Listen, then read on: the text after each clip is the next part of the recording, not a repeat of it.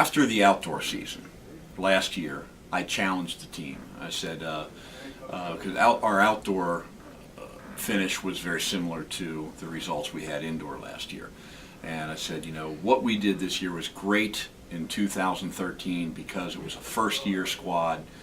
We were all freshmen, had a couple sophomores sprinkled in there, but we really had no idea what we were doing. This year, we're coming back into the Atlantic Sun, second year. Expectations are much different than they were last year. In other words, we were just glad to be there last year. This is a business trip. There are people who want to not necessarily redeem themselves or redeem the team, because it's not that we did bad last year. We actually had J.J. Weber finish get all conference selection in 2 events. We had a number of girls score some points, but just simply scoring points isn't what we're going for this year. We want to impress upon the conference that we are not just happy to be there. We want to compete. We want to mix it up. We want to have several all-conference performances from several different people.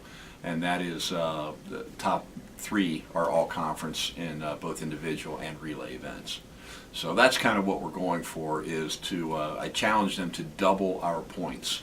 I don't know off the top of my head what the point score was. I want to say it was around 22 for the men, around 12 for the women, and I want to double that. And that will make us more competitive in the overall meet, and certainly that translates into a more competitive individuals make a more competitive team.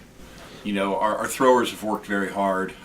That's a broken record. You've been hearing from me the whole season, and this is our chance to prove ourselves in the eyes of the conference. We haven't seen the conference competition so much. We've seen Lipscomb at Nashville, but we're really looking forward to getting at East Tennessee State and Kennesaw, who obviously Kennesaw is probably the odds-on favorite to win, just because a couple of their athletes are outstanding.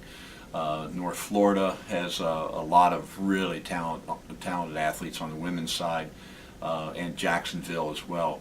So there's some competition, but our throwers especially have been improving every time out, and they're ready to kind of flex their muscle a little bit at conference. Let's hope that we can get out of there with a good point tally, and you know, maybe a little bit more.